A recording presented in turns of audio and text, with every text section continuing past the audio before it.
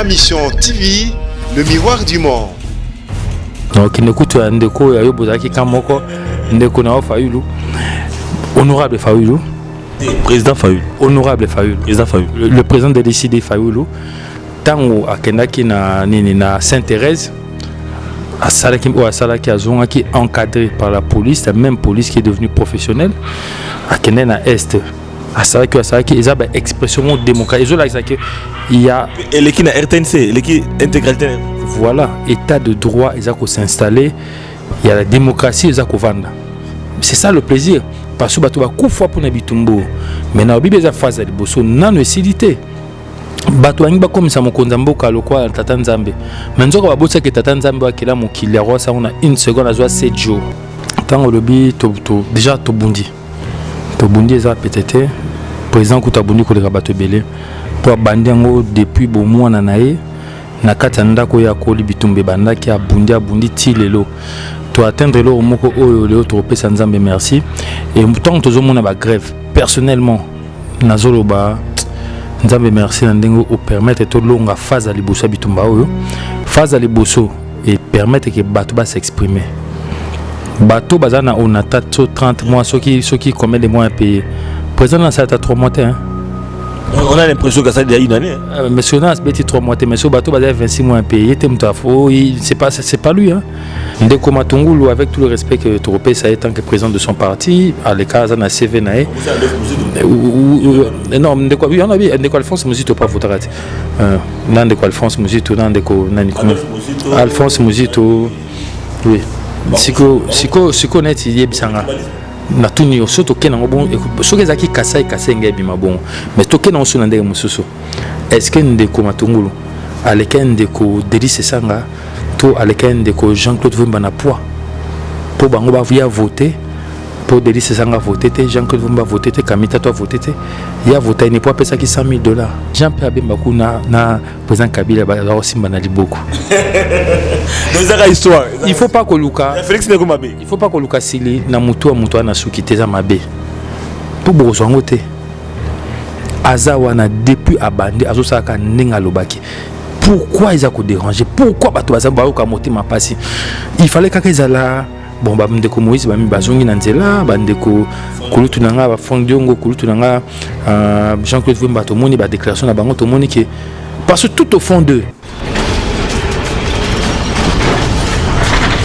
Ma mission TV, le miroir du monde. Mbote Nabino Baimboka balandi émission à population bozali belé liboso ya ba télévision Nabino bobi était moi na musala population de Flavien akenda kana source pour na kozo information bozali baike liboso ya etando ike pour na koyeba eloko nini mwana mboka Antoine Félix Tshilombo Tshisekedi akosalaka komataka ba pepo depuis abandaki a aux États-Unis azongi na discours à déboulonnement to ko comprendre te ba misolo ya l'état et ko signer 100 jours na ye car ko balabala mais tous les alliés belé ba grève à gauche à droite population ta komi tout dans les loyo eloko ni zali koleka na ngambo ala muka bolanda ki lobby mwana mboka Bob Bulambwe na bisabino ete mwana mboka Didier Budimbo ako répondre par rapport à la question oyo tutunaki bandeko et puis boyebe que la muka le 28 avril oyo bazali na meeting monene na Sainte-Thérèse retour ya mwana mboka Martin Fayulu après tournée euro-américaine nangambo mususu bandeko bako raisonner ni voilà bandeko balandi oyo kozala essentiel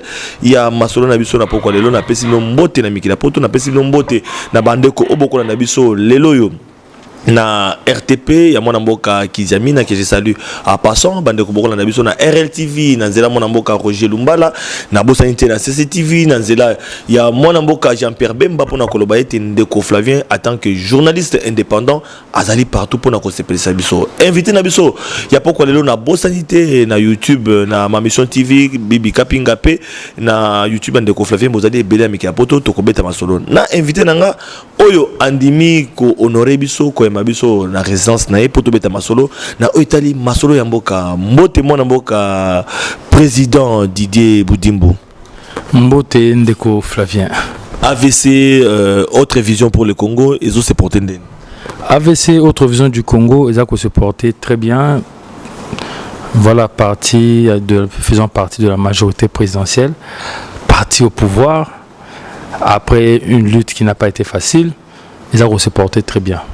Bolongwe na opposition lelo bokomi na majorité na habité na mbako autrefois na banzi pendant période de pré-campagne ozobeta masolo ya combat na bino pembeni ya mwana mboka Félix Tshisekedi wana tozali na UDPS à l'époque.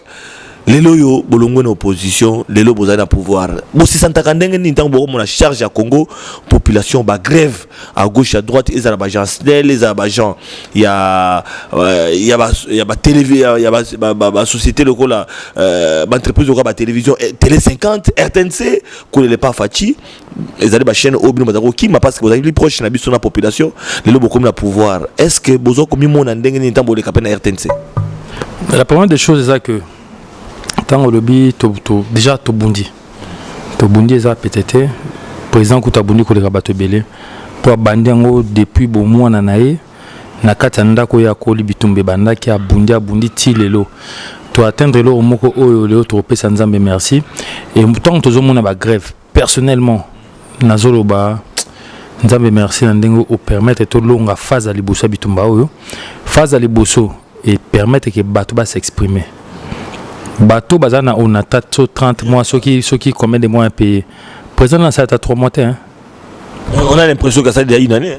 Monsieur Nas beti 3 mois mais ce bateau bazana 26 mois à payer. C'est pas lui hein.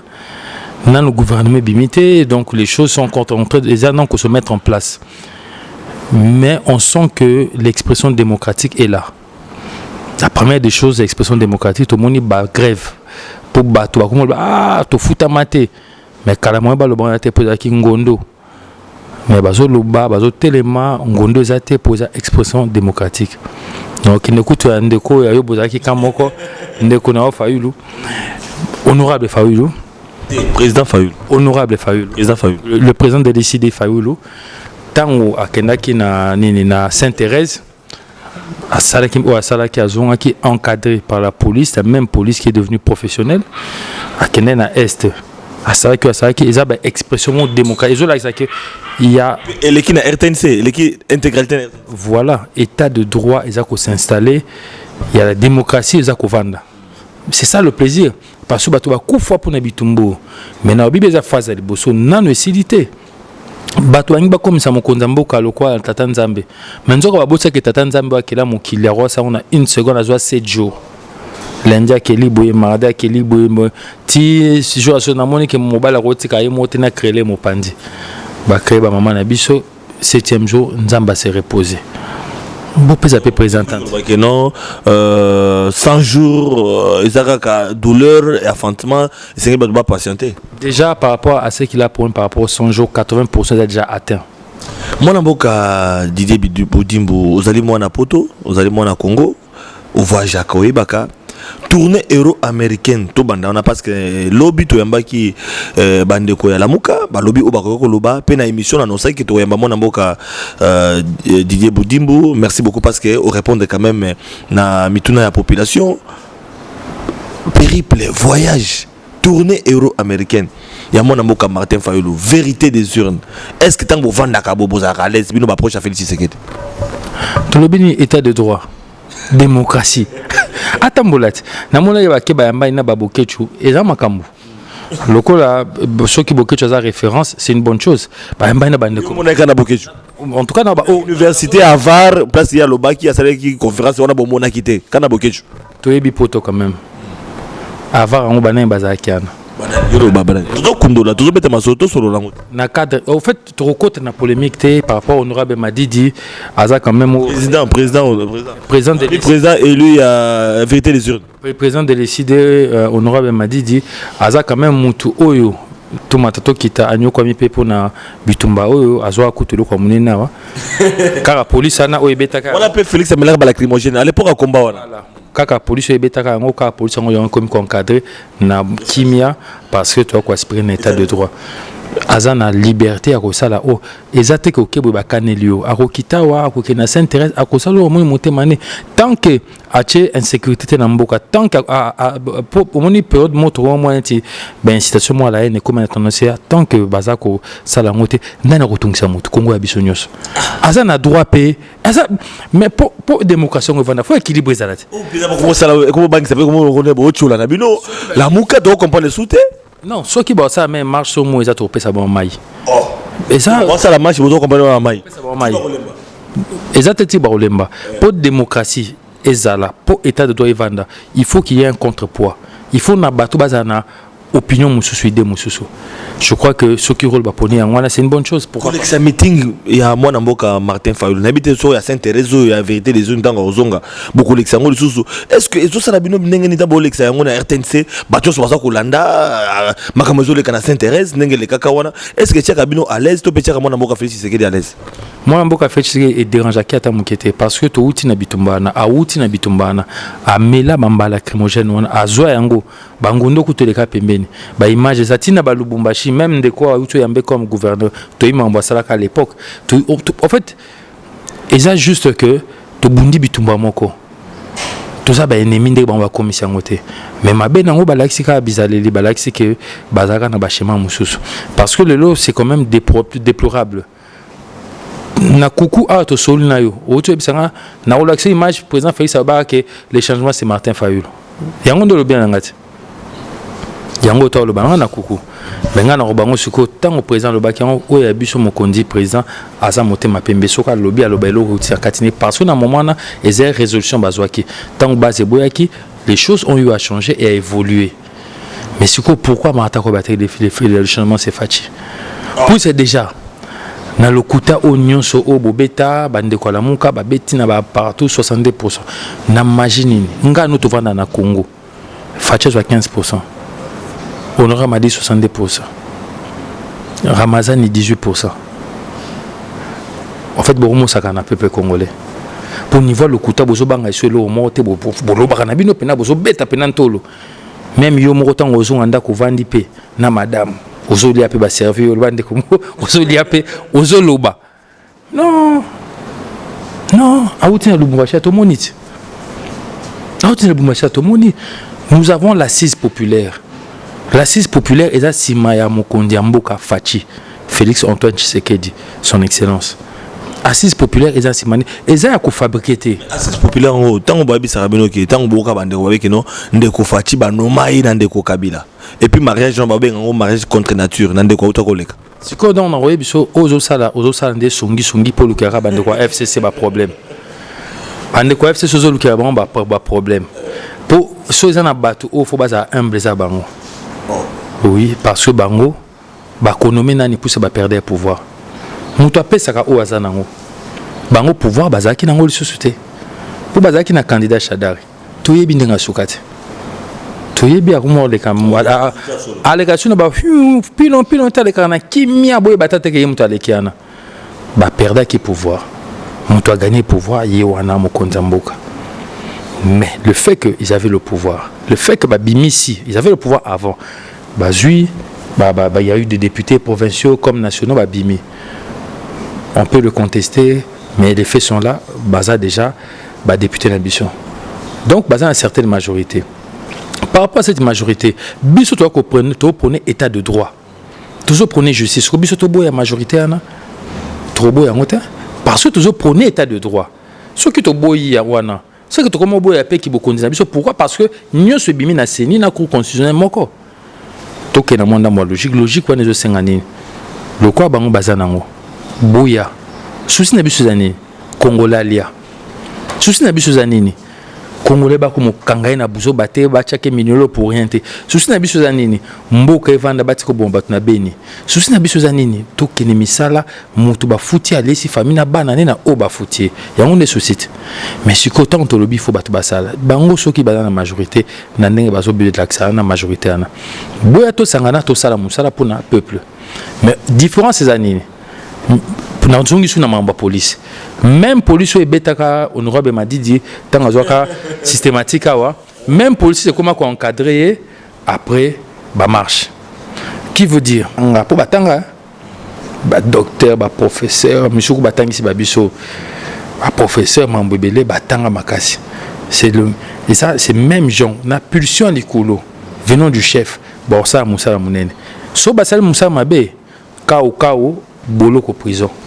En tout cas, autant félicitations parce que tu as rappelé vendredi na au Italio avocat donc tu basi ko ça musa na yo attends que moi na mboka on les parenthèses alors mais na au Italie sous dossier oyo bandeko ya la muka na tuna question parce que na ndeko leka ki lobby aloba ki na au Italie moi na mboka fait tisekedi bakoki ko sunga na population mais problème na bango ezali assez séparé na ndeko Kabila bino ndeko Kabila bo commissaire partenaire ndeko anyokola bino ndeko abomi mboka abomi ekolo anomé bino beaucoup ses partenaires problème ezali ndeko Kabila sengeli akabwana na ndeko Félix Tshisekedi to occupé que base calamité base bezo tomboka base na bino pona koluka ete bokabwana na cash bokabwana na Vital Kamerhe bokabwana pe na FCC bon nungu wana nyoso professeur Rolanda oko répondre ndenge ya yambo faut d'abord obongisa maloba oloba te ke ndeko anome po muta nome mutazate na répéter sur mpona ko nome to ko pesa foza nango le camp Kabila na bango so ba perdre qui pouvoir pour baser un candidat ou à quitté. Le président Félix a été élu. Il faut tout respecter. Au moins, le président, c'est une institution Mobimba. Nous devons respecter la personne du chef de l'État. Il ne faut pas tout bungara na babiloba loba pour battre mon amour intéressant à la TV. Tant on bande kobazo na émission pour na robeta rabuzo il faut recadrer bon mouké. Tous en la dictature mais il faut respecter les institutions. Le président, c'est une institution. Ils n'ont même pas individu. Donc il faut bailler ba makamni babeta na TV. Na otu sukoloba par rapport au lobby que ndeko Kabila salaki boye ndeko boye na répéter sur ce biso to tambolana toujours meka ko mettre en place un état de droit na par rapport à monsieur Ndé Salami pouvoir aux hommes na coup d'état té baro bana kokende voilà koko déboulonné na désordre et que ça la ma déboulonné on est le no problème on a une déclaration FCC yo pour bander sur maloba de déboulonnement oyo ndeko Félix Tshisekedi président au leader na bino lobaki yo pour zongela ngolo suso bandeko FCC ba Hollande ba ko déboulonné dans l'ordre malé ba fongoli ba bimisi ya mabe ba sokoli saleté ba zongisi boulon normal malé tozo mona o ezo salama aveugle azate na Congo aveugle azate tout ça ka na bandeli même pas 3 mois bon mona o Zolanda mais le mona mboka Didier Mudimbu beaucoup gérer mboka na parlement FCC Kabila assemblée provinciale plus ou moins 20 provinces na maboko na ye gouvernorat Kabila sénat Kabila o à cause de la présidence sénat Kabila bato Kabila so na Kabila en tant que bato FCC siko bino beaucoup gérer ndeni parce que mokitani la constitution ceux qui président allaient empêcher ils allaient présenter Sénat beaucoup de monde a été que nos pouvoir on a besoin de configurer beaucoup ça et l'autre côté na repose en fait non na méthode même pas na repose sur il y a na question les bosso au lobby ba ndeko ba lobby ba ko aider biso na population pour na on est démocratie za malamu mais opesa tout courage makasi ba ko aider biso na population. Est-ce que la mouka baleki présent Fati na population? Na tunyo de toi. Mais bato la mouka bolando. Bande ko migra poto bolando. Appelle la mouka. Yo mouka. Te ngana tu mituna. Mais yo la mouka. Est-ce que la mouka l'équipe présent Fati na population pour aider la population? Au moment jour présent Fati bima mo konzamboka ti na 2h du matin ti 15h. Nzela mo bimba feti le ko abona. No mona ngote. Ok, na posé sur le quoi ça le quoi baba nyama to bantete pour voilà. Si on a posé sur question les lots bino bozobi vérité des jeunes. Bon, bango ba lobi vérité des jeunes. Vérité ngo eza yakobina plus. Eza elo mususte. Au kan so présent Fati, eza ki le contrat c'est la vérité des jeunes. Mboko mbeza na eta weza. To banga la to pesa na respect. Ça c'est de un. La deuxième des choses, tant que vous avez assemblée, ça vous séné, ça vous trop kamambo quand on est ni mokonzo kamambo quand on est ni.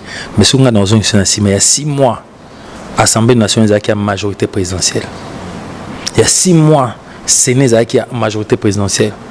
Il y a quelques années, nous sommes à Bango, mais bakora ko changer constitution pour banambo katozalaki. Bakoka ko zo 3e mandat pour banambo katozalaki. Bato ba perdre ba vie pour na mambo.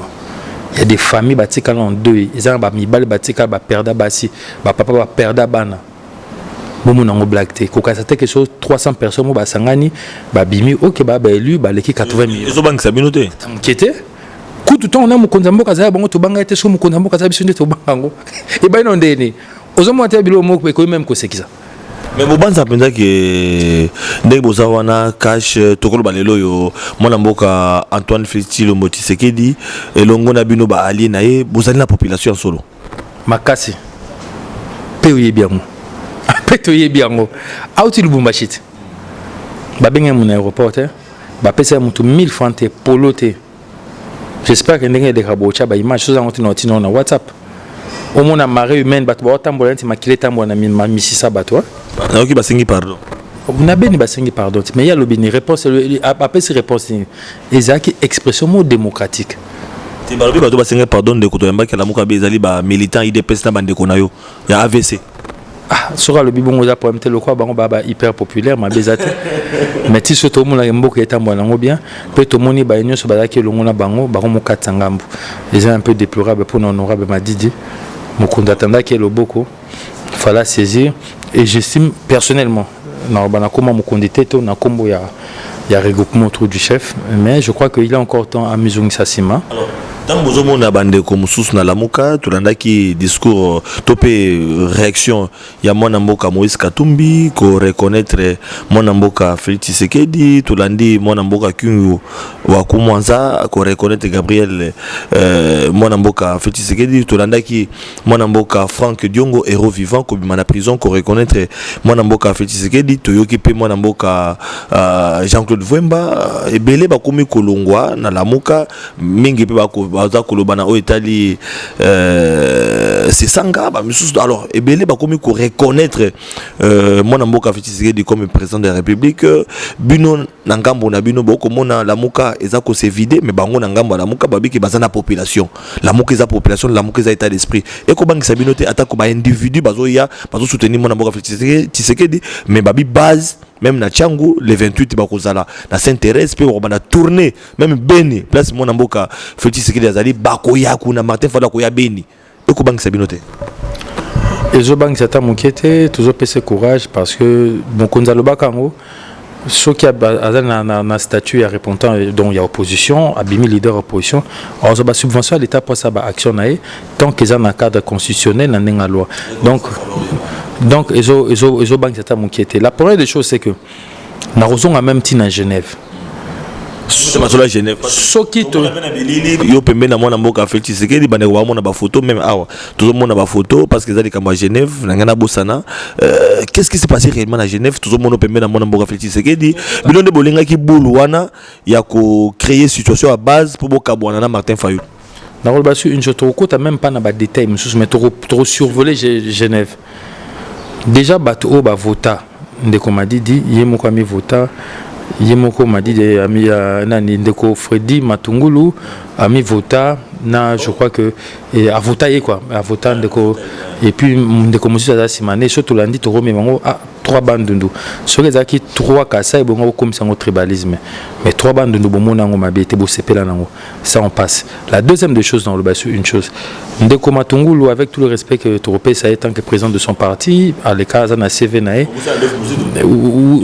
non ndeko il y en a bien ndeko Alphonse Muzito pas voter nan ndeko Alphonse Muzito nan ndeko nani Alphonse Muzito oui siko net yebisanga na tuni yo soto kenango bon soki ezaki kasai ngai bima bon mais to kenango so na ndenge mususu est-ce que ndeko Matungulu aleka ndeko Délice Sanga to aleka ndeko Jean-Claude Vwemba na poids po bango ba via voter pour Délice Sanga voter te Jean-Claude Vwemba voter te Kamita to voter te ya voter ne poids pesa ki $100,000 est-ce que ba critère ba basa ki pour na robimisa candidat comme ezaki amalam donc fallait bien sûr que ba $100,000 to ya ko pesa pour tout participer na vote wana et ça qui est truqué d'avance alors que bah normes zaka retenu en Afrique du Sud yango zaki retenu ngo bulu bo benda ki na Genève non mona ko pembe na mokonza mboka to mona ona ba photo zo mona na ozo yamba na mokonza mboka na ko répéter sur une chose surtout na mutu oyo ndeko Alphonse Muzito aloba on a top Congo ndeko Alphonse aloba que il y a quelqu'un d'intègre qui est honnête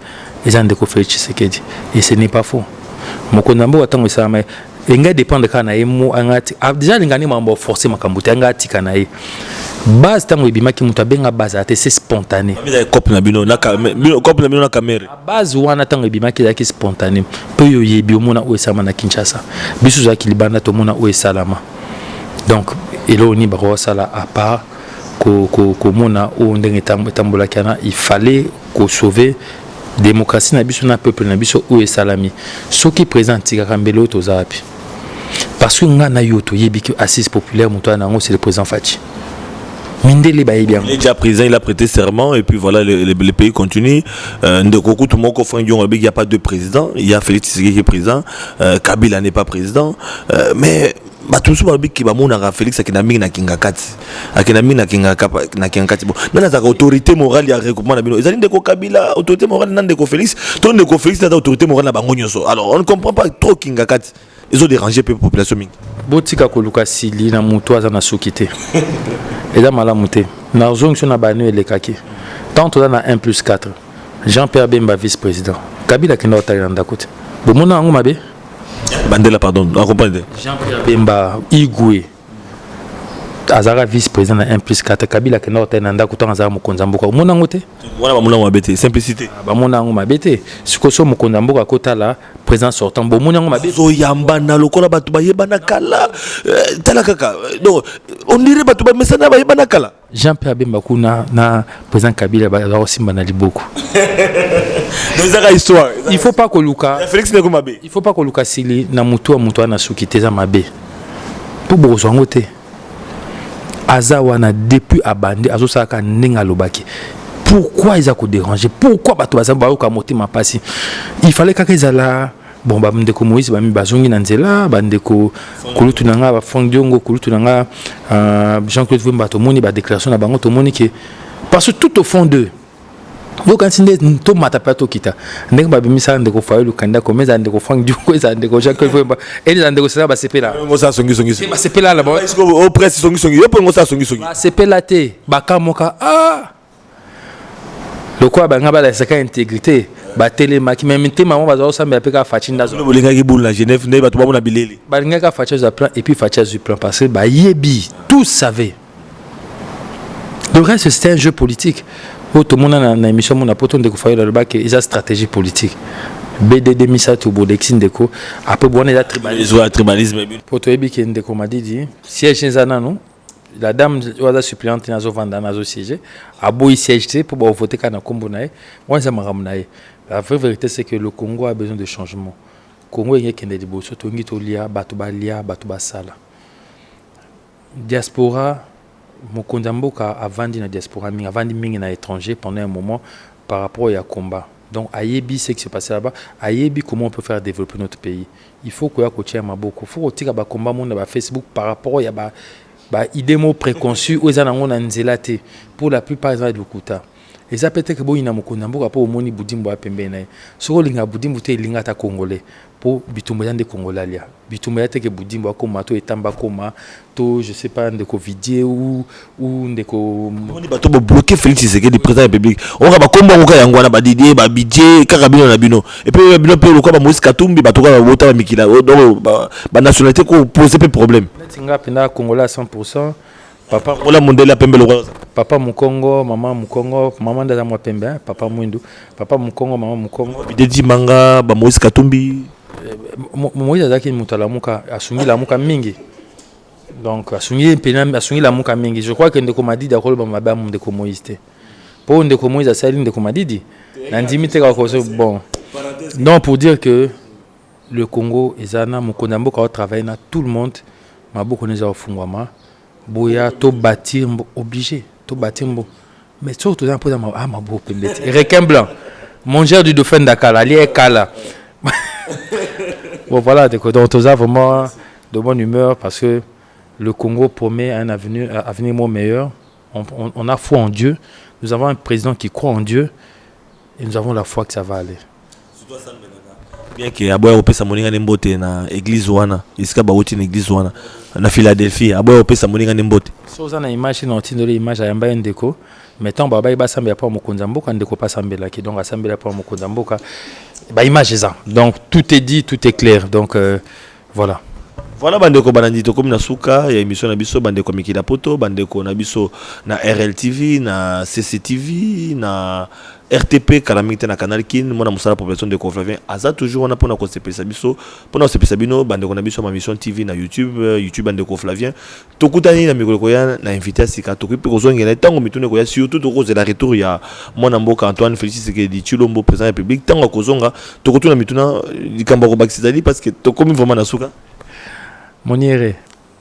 Ouais, on a idéologie, to sepeli. C'est normal, Moniere kolongwa mkoto kuna mona mboka Félix Tshisekedi mona mboka Etienne Tshisekedi na mboka na biso. Merci beaucoup. Voilà, malgré que bobeta kinga na force de progrès bobeta ngai, mais ata lelo ata mutu mota condamné yango ni Jamal Kabund ni ba allié ya IDPS ni président Félix Tshisekedi na solana de ko Eliezer, aibisa ndeko Félix Tshisekedi président public, mais ni président de la République ni membre moko ya IDPS ba condamné yango mais na limbisa bande ko force du progrès, na limbisa bino de bosalanga mabe.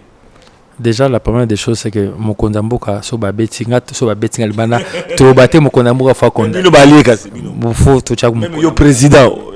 Ndeko chama kabunda zaka toucher makasi na kambwana nga personnellement na sola na Djino bandeko na mususu ya président Seba ya force de progrès to sola bango ezaki plus incompréhension et puis yo mo bosa niki ko bosa na pété bo le kapeli boswana bo finga mamat bango ba bana na e na limbisa bango babuka mbanga te baningisa ko mo mukiza ka démocratie. Voilà les alliés démocratie. Merci beaucoup to kabwani awa na limbisa bande ko force du progrès bande ko IDPS to zana bomoko combat moko ezali kaka banti valeur ko bundisa mongunda na biso ya mboka nde boyebete ezali corruption ezali ozo bomboka tokuta lobi na rediffusion. Merci beaucoup na Fiston Danga, merci à Merveille Toto, merci à JPS Tembo, merci na bande ko so bazali na ba régie finale ya CCTV, RLTV, RTP, Canal Kin bientôt tokuta lobi na masola sika matondo mingi.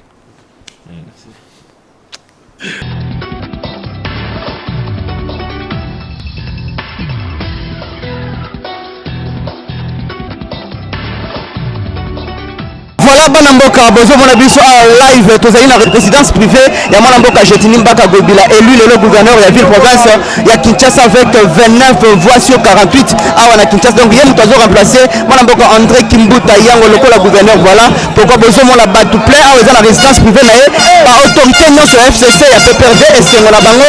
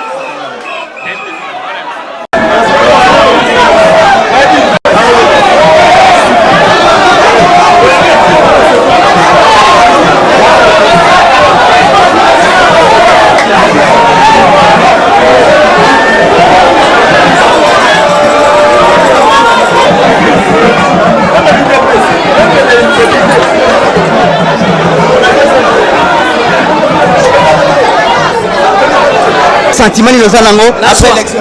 La joie. Par la joie, nous avons une émotion. Émotion, oui.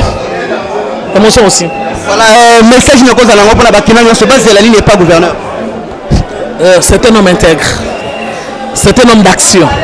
Bon, c'est la ligne d'action. Bon, on est à le bagi mingité. Parce que le baïsa on a tinaté. Bon, c'est le score ça. Merci beaucoup. À moi de vous remercier.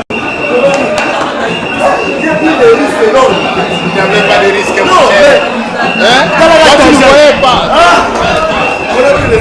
Voilà, maître, en tant que directeur cabinet, il y a Gouf. Sergino. Honorable Sergino. Félicitations. Merci. Maître, en tant que directeur cabinet, il y a Gouf. Moi, mot par rapport à la journée élection à Yalelo.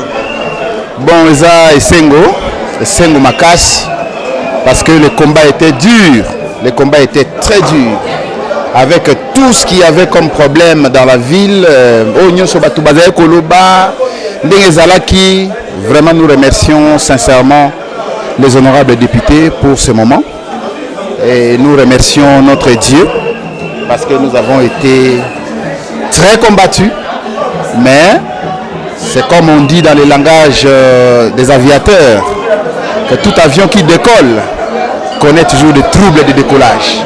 Le gouverneur, Ça descend, il y a toujours des troubles d'atterrissage. Ce n'était que des troubles d'atterrissage.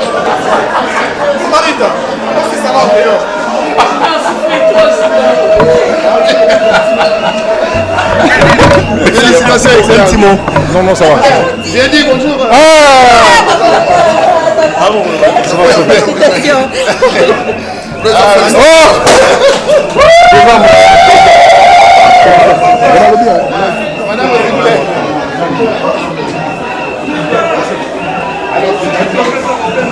Excellence. Bonjour. Pardon?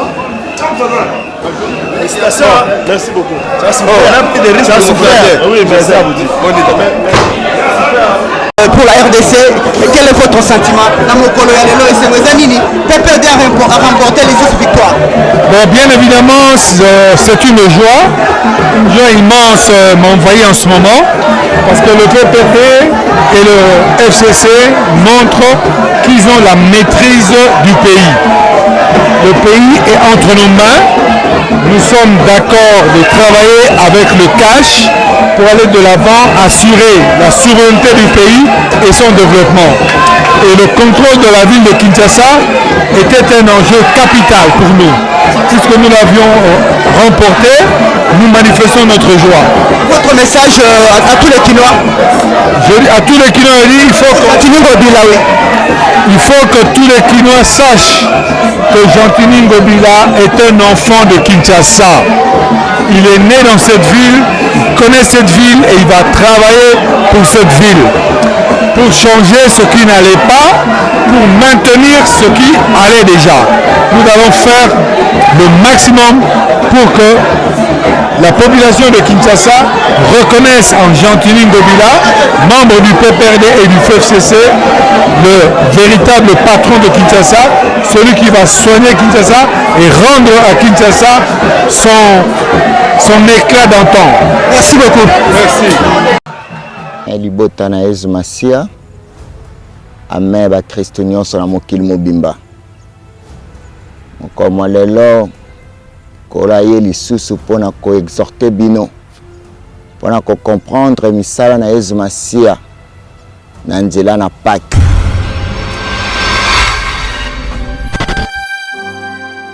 Tokotanga na mokanda na Matthieu chapitre 27 verset 50, Torosuka na 51. Jésus poussa de nouveau un grand cri et rendit l'esprit. Voici les voiles du temple se déchirant en deux, depuis le haut jusqu'en bas. La terre tremblant, le rocher s'effondirent. Mon Christ nyos, ozana raison à mon nene ya ko fêter Pâques. Ya ko ganga, ya ko yemba, ya ko sepela, ya ko sala lipati. Bona Pâques nde esali ya minene na kati na bomoi na yo.